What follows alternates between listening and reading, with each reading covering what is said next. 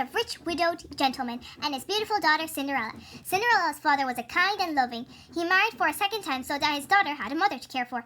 Cinderella's stepmother had two mean and ugly daughters called Anastasia and Drizella.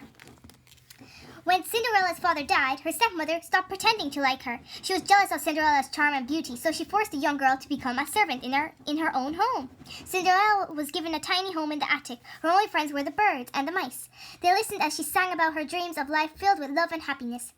One morning, Cinderella found a tumbled little mouse caught in a trap. "We'll call you Gus," she said. Then she daintily set him free and put with the other mice for safety. "Don't forget to warn him of Lucifer," Cinderella reminded them, and off she went to begin her day chores.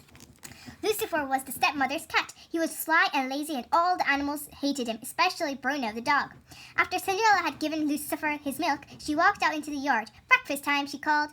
Time corn for the chickens. The mice came running for some breakfast too, but Lucifer was blocking the way to the corn. One of the mice, Jack, crept bravely up to Lucifer and kicked him. There was a loud splash. The cat had fallen into the milk bowl. This made Lucifer very angry. Luckily, Gus managed to escape to the kitchen. He scampered up onto a table top where he rested against a teacup. Suddenly, the cup flipped over, trapping Gus underneath. Just then, a voice shrieked from upstairs, "Cinderella! I'm coming!" Cinderella sighed. She picked up the breakfast trays and made her way upstairs. Under the teacup, Gus was safely at last. Not far away in the royal palace, the king and the Grand Duke were talking about the prince. "It's time he's married," grumbled the king. Suddenly, he had an idea. "We'll have a ball tonight," he cried, "and invite every young maiden in the kingdom. The prince will surely fall in love with one of them." So invitations were sent out on the very day.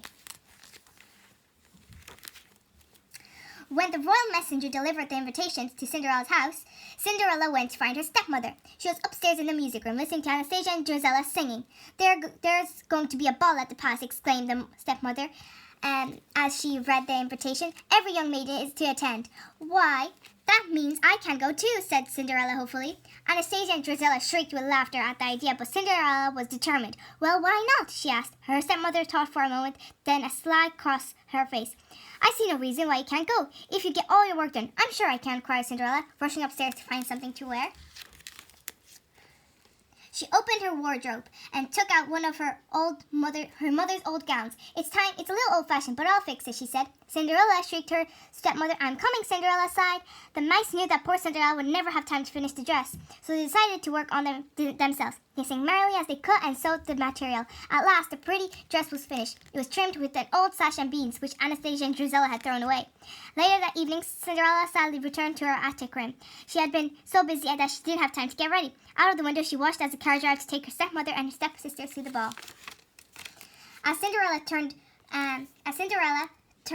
away, she suddenly saw the dress. "Surprise!" her friends cried. "Oh, it's wonderful, Cinderella!" In no time at all, she had slipped the dress on and was rushed downstairs to the carriage.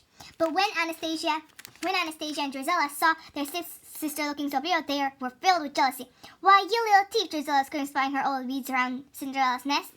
Then Anastasia looked at the chest. "That's mine!" she cried, grabbing the chest and ripping Cinderella's dress. "Please stop!" cried Cinderella, but it was too late. Her dress was ruined. She ran to the garden and flung herself down by a bench. She sobbed as if her heart would break. Cinderella was so upset that at first she didn't see a magical swirl of light gather around her. When she looked up, an old lady was sitting on the bench. "I'm your fairy godmother," the lady said kindly. "Dry your tears. You can't go to the ball looking like that. Now you fetch me a pumpkin and hurry. Even miracles can take time." Minutes later, the fairy godmother waved a magic wand over the pumpkin. "Bippity-boppity-boo!" she sang. The pumpkin changed into a sparkling carriage. "Now," said the fairy godmother, "with an elegant carriage like you, that you simply have to have mice." With that, she waved her wand over Gus and Jack and their friends and changed them into proudly white horses. Another wave of a wand, and Cinderella's horse was changed into a coachman, and Bruno the dog was changed into a footman. Then, with a final wave of the wand, Cinderella's dress was magnificent. Ball gown and delicate glass slippers. "Oh, thank you," cried Cinderella, stepping into the carriage. "It's like a dream come true." "I know, dear, but remember, you only have until midnight," the fairy godmother warned. "On the last stroke of 12, the spell will be broken."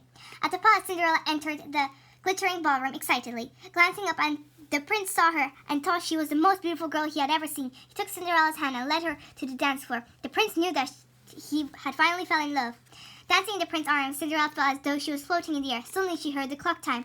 It was the first stroke of midnight.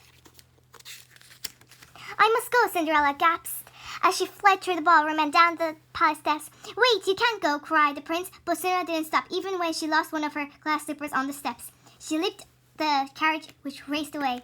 As the last stroke of midnight was heard, the carriage turned back into a pumpkin, and Cinderella found herself in the old rags once more. But she was still wearing a single glass slipper. Back at the palace, the prince was heartbroken. He declared he would only marry the girl whose foot fitted the glass slipper he had found. The next day, the Grand Duke began his search. Every maiden in the land would have to try on this glass slipper until he found the prince's true love. Meanwhile, Cinderella's stepmother had become suspicious when she heard her stepdaughter humming the music from the ball. She was determined that Cinderella would not try on the slipper. When Cinderella went up to her room, she followed her and locked the door. At last, the Grand Duke arrived. Anastasia and Drusilla were very excited. Taking their turn, they tried to squeeze their feet into the tiny glass slipper, but their feet were too big. Jack and Gus were desperate to help Cinderella. They took out the attic key from the stepmother's pocket and slowly pushed it up the stairs Cinderella's room. Hot and tired, they finally managed to open the door to free their friend. Just as the Grand Duke was about to leave Cinderella, "Please wait," she said. May I try on the slipper?" The Grand Duke led Cinderella to a chair and called for the footman. As the footman stepped forward, the wicked stepmother tripped him up. The slipper flew into the air. There was a loud crash as it hit the floor and shattered into 1,000 pieces.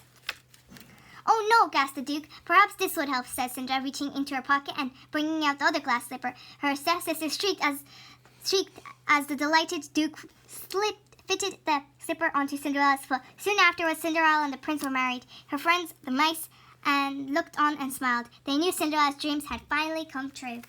And everyone, that's it, everyone, for our video. Bye!